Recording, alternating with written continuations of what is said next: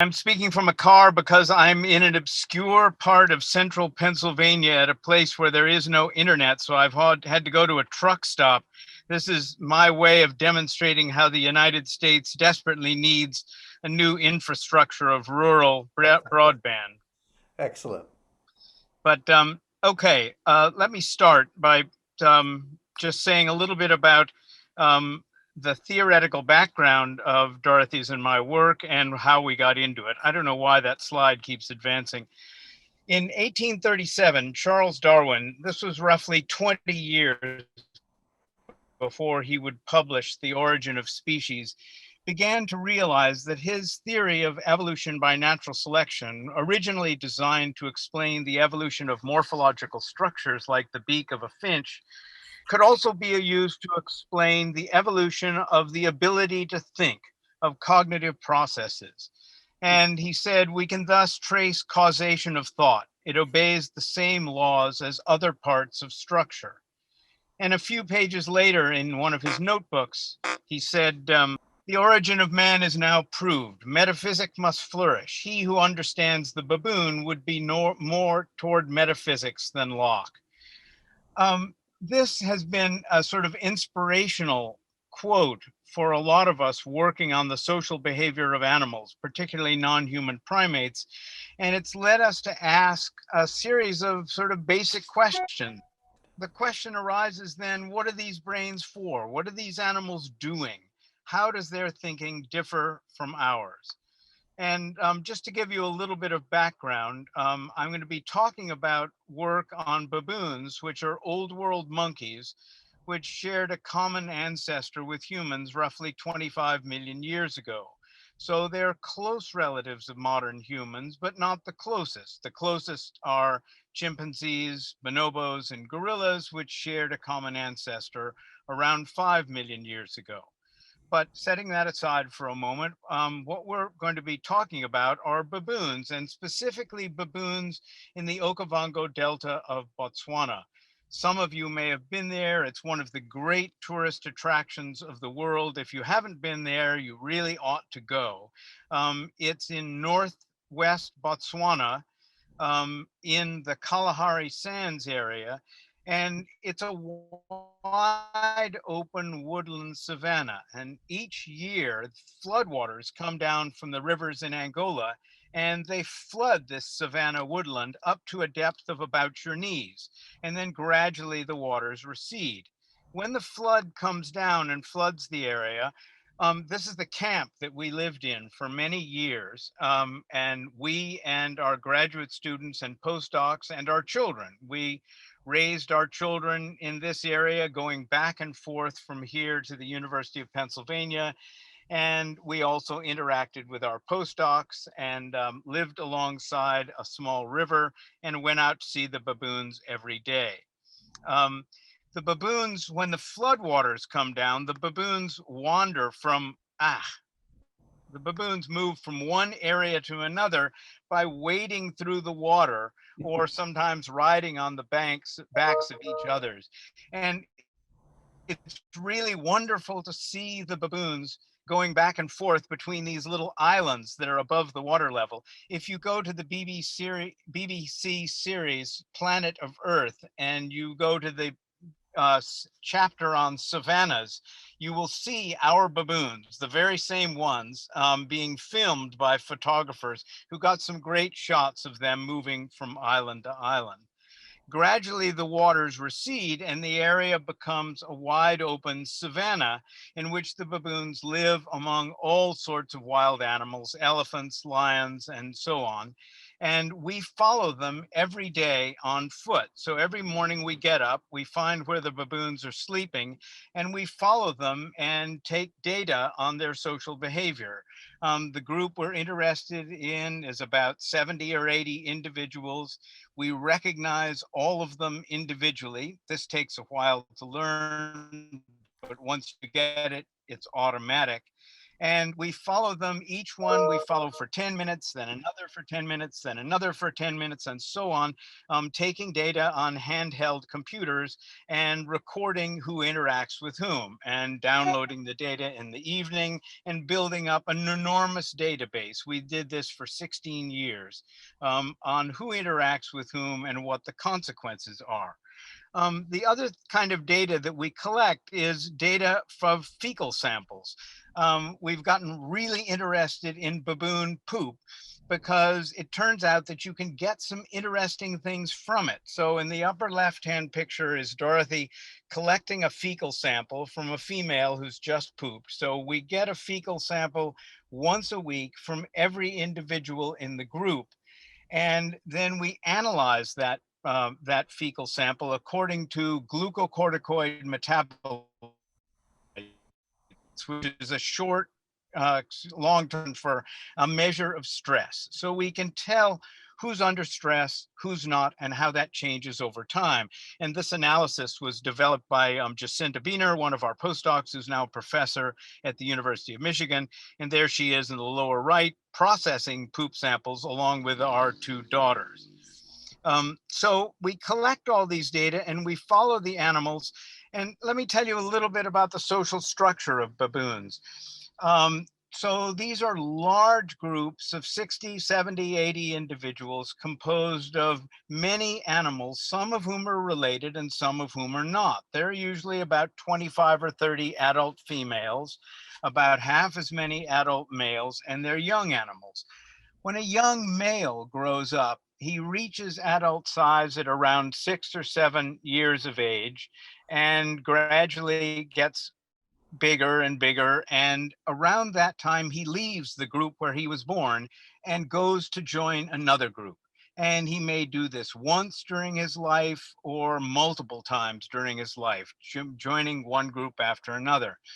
For males, they can be ranked in a linear dominance hierarchy that is usually based on fighting skill. So a male goes through a mid-prime period when he's 7, 8, 10, 12 years old, when he's at his biggest, strongest, and most experienced. And after that, he gets beat up a bit and he begins to decline. Males usually live about 18 to 20 years. Females, on the other hand, remain in the group where they were born throughout their lives. And the females in any group can be ranked in a linear dominance hierarchy, which means that if you were walking out with one of us and you had learned to recognize all the individuals, you'd soon notice that there was one female in the group. As she walked along with everybody else, other animals sort of moved aside, they deferred. It wasn't that she was particularly aggressive, it's just that they sort of gave way to her. And if you stayed on and kept watching for 5 or 6 more years, you'd realize that right below the top ranking females were her daughters, ranked in inverse order age, youngest, then next youngest, then oldest. So a female ranks and her daughters rank immediately below her, and then the next female matriarch and her daughters, and so on down to the lowest ranking female in the lowest ranking family. And amazingly, these matrilineal ranks can remain stable for 30, 40, or more years. We know enough about the group where we're studying and another set of groups that were studied by colleagues in Kenya, that the high ranking females of today are the high ranking females of the same family 40 or 50 years ago. Occasionally there's a challenge to the rank hierarchy, and the females in one family will try to oust the females in the family ranking above, but mostly these challenges fail. But it's interesting that in the rare cases when they do succeed, all of the animals in the lower ranking family rise in rank above all the animals in the family ranked above. So the matrilineal families are really tight organizations that persist over generations. This sets the stage for social relationships among female baboons that are simultaneously cooperative and competitive. On the one hand, you're really cooperative with other females, especially the members of your matrilineal family. but you're also really competitive. You join with family members in alliances to keep other families ranking below you. And you also occasionally try to establish friendships with higher ranking families. So there's a lot of sucking up. We always say that social relationships in a group of baboons follow the same general principle as those in a Jane Austen novel. Be nice to your relatives, but get in with the high ranking families. Um, there is in baboons what biologists call low reproductive skew. That is, for the females, everybody reproduces. There's not a huge difference in the reproductive success of high ranking females or low ranking females. There is a difference, but it's not very great. And there's also considerable paternal investment. Long ago, we thought that males didn't do much to help raise their offspring, but it now appears that males can recognize who their offspring are and bias their cooperative behavior in favor of kids who are their kids. It seems that males remember who they mated with when a female was likely to be ovulating. So this is baboon society, and this is the background for what we see when we go out there. And to this point, what I've given you is kind of the classic TV show National Geographic spiel. Gosh, aren't these animals amazing? They have a really sophisticated society. Um, but the problem with that is that that's a human's description of their society. It's what humans deduce from the data they've gathered from what they've seen. And what we really want to know about baboons is, do the baboons know about this? Do they understand a linear rank hierarchy? Do they understand matrilineal kinship? Can they recognize who's related to whom and make decisions on the basis of that? And that those questions about social knowledge are really what Dorothy and I spent a lot of our career working on. And we've worked on it by devising experiments in which we test hypotheses about what the baboons know about each other. And so I want to just give you a couple of examples of this. One of the interesting examples comes from a phenomenon called reconciliation. So we first noticed that when baboons were out there, they faced the same problem that social animals do. That on the one hand, they benefit from being in a group. Being in a group is much better than being on your own. On the other hand, whenever you're in a group, you're competing with other individuals. So how do you mollify the disruptive effects of competition? One of the ways we noticed baboons doing it was by reconciling after fights.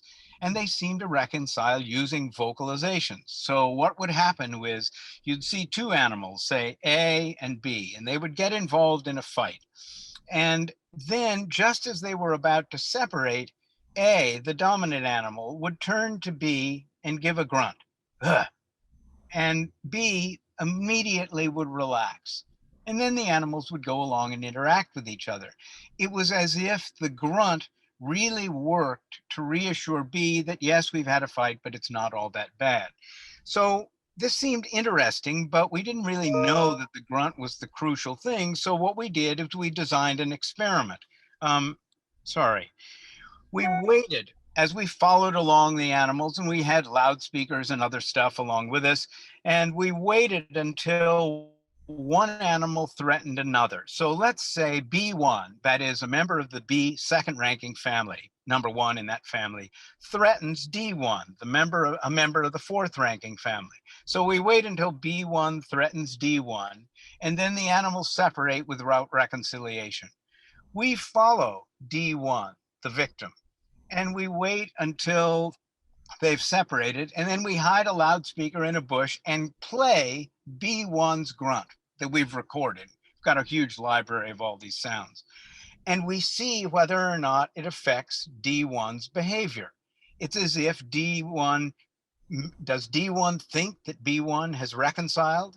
And for this experiment, you've got to have a control. So on another day, we wait until they fight, they separate, we follow D1, and then we play A1's grunt, the grunt of another high-ranking animal who wasn't involved in the fight.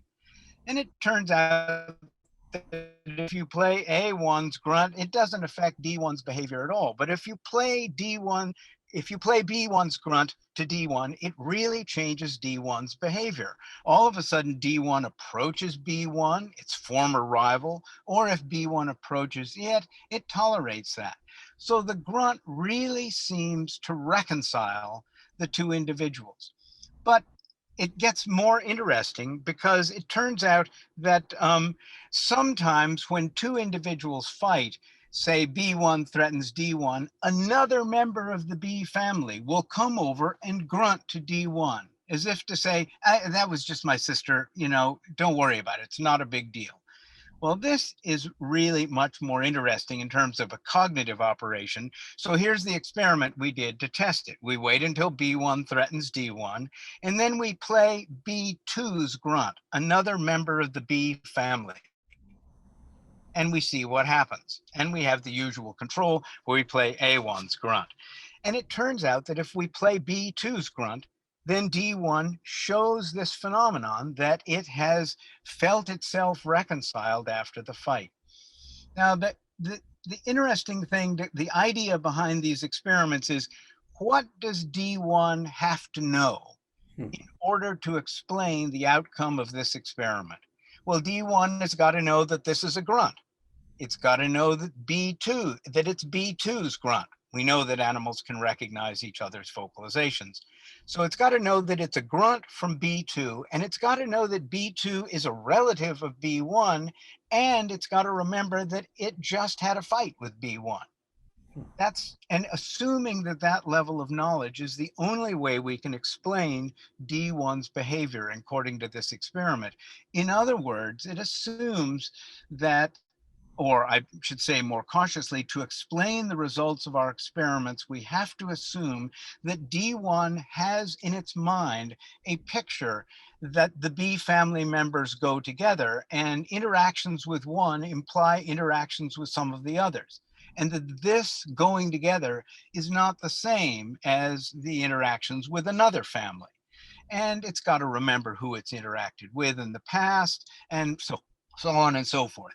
So this is one example of a lot of experiments that we've done to try and probe the knowledge that animals have about each other. And so the question then arises, why do they have this knowledge? What do they gain from knowing so much about their individuals? Now, when you think about this hierarchical nature of baboon society, you would imagine that if we watched them for 20 years or so, we would find out that the animals that really succeed are the members of the high-ranking families. Females who are in a high-ranking family have more kids, their kids survive better, they live longer, and so on. And this is what we and another group working on baboons in Kenya, we both sort of expected to find as we trudged through the 10, 15 years observation. But in fact, we didn't find that. But we both found the same thing, and that was different. What we found is that the best predictor of whether an individual will succeed in evolutionary terms is how tight her social relationships are with other females. And here's an example of the data. This is a sort of survivorship curve. You've probably seen it on newspapers a lot, but we start off with 100% of the offspring in a group, and we follow them through their first 15 years. And we plot how many of those offspring are still alive, how many have survived after 5, 10, or 15 years. And we've divided the offspring into three groups, not according to something that has to do with them, but something that has to do with their mothers. Mothers that have the strongest bonds, the intermediate bonds, and the weakest bonds. And what you can see is that infants and juveniles whose mothers have the strongest bonds with other females survive longer. Infants whose mothers have weak bonds with other females don't do so well. And this turns out also to be true of longevity, that infants whose mothers and the mothers themselves who have the strongest bonds with other females, they live for much longer ages. And this has been kind of a revolution in a lot of work on animal behavior. It turns out that in lots of different species, long-term bonds with other individuals are the crucial determinant of survival and reproduction. It's true in chimpanzees and hyenas, horses, dolphins, macaques, elephants, and it's also true in humans. In the United States, the best predictor of longevity is the strength of your social network.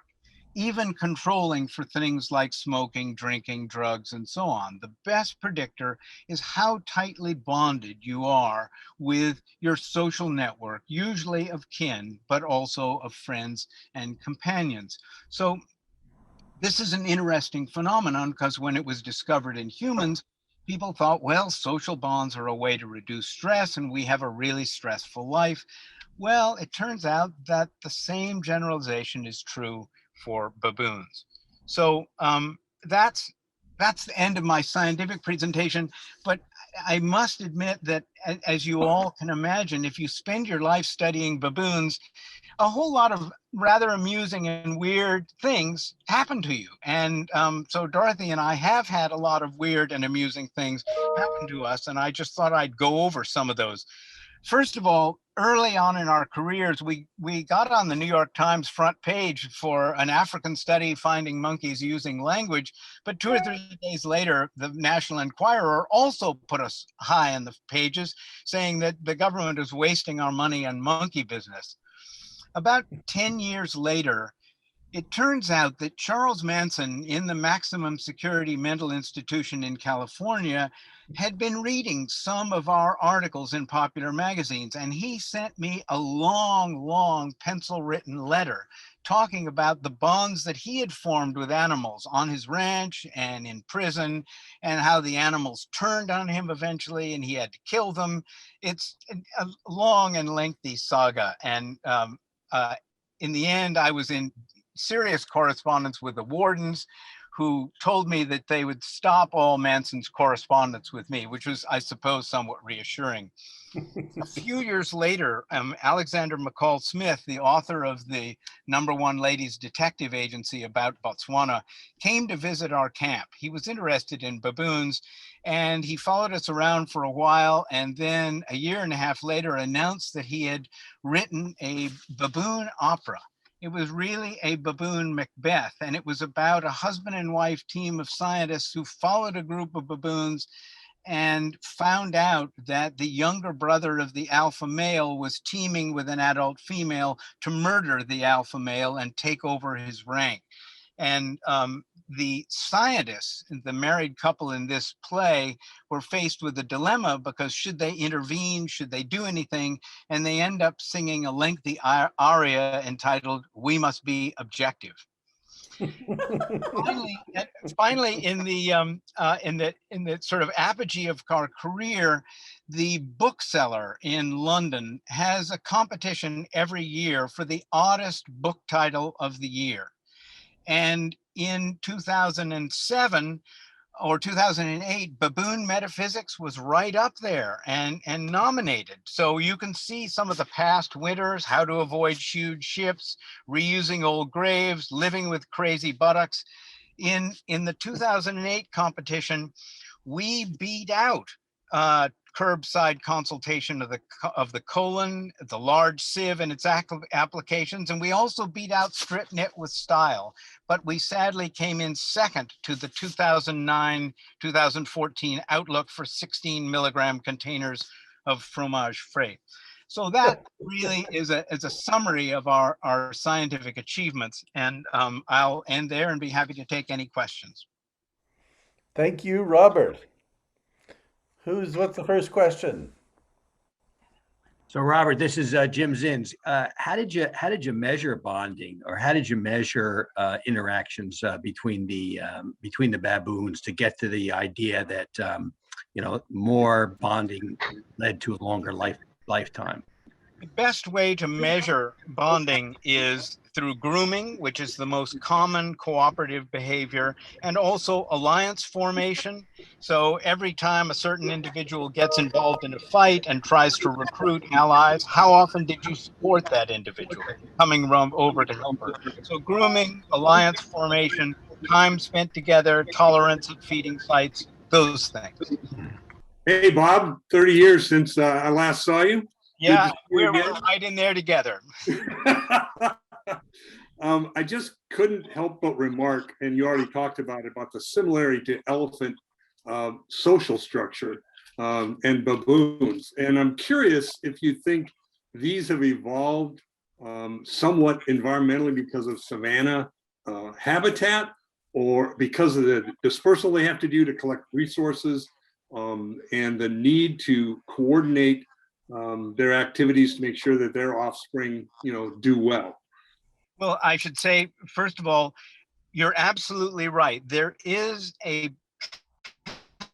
pattern of social organization in many, many mammalian species, including baboons and lots of primates, in which females remain together in a cooperative group of kin throughout their lives, and males disperse from their natal group and move from one group to another, staying in various lengths of time. This is exactly the social organization of elephants, and I should say that we know this firsthand because we spent years sharing a camp with Cynthia Moss studying elephants in Amboseli in Kenya. There are interesting theoretical reasons of why this should be the case and why this should be common in mammals, for example, and not birds. And it has to do with the major determinants of reproductive success in males and females. So it's a very common pattern. Yeah, it's good stuff. Hey, great talk. Appreciate it. What about communication to avoid danger from bigger animals? Well, communication is a really interesting arena of research. And our original work was done on vervet monkeys in Kenya. And vervet monkeys are interesting because they have different alarm calls for different predators and different escape responses. And this was one of the first examples of studies to indicate that when vervet monkeys hear an alarm call, they represent the information contained in that alarm call in their brain, and that causes them to make certain escape responses. So we can learn a lot from alarm calls and signs of danger in these animals. We can learn a lot about how they think and how they divide and see the world. Fascinating. Robert, you Who's were next? you were taken or forced out of Botswana in your camp. Have you been back to see the baboons recently? Forced out is a bit strong, Jay, but we we did. I think that when our daughters both got married, it was clear that the spouses were getting so tired of hearing how wonderful it was growing up in our camp in the Okavango Delta that we took them all to Botswana so they could see how wonderful it was. And it's still wonderful. It really was great. Great. Last question. My question is, did your daughters end up going into the same field? Well, I should say that my older daughter, Kina Roberts, has written a book about growing up in baboon camp and the interesting phenomenon of going back and forth from her school in suburban Philadelphia to life in baboon camp. And she became an ace research assistant, one of the best baboon watchers ever. But she now is a consultant in international public health. And she, for a while, specialized in Africa, but now she works mainly in the States.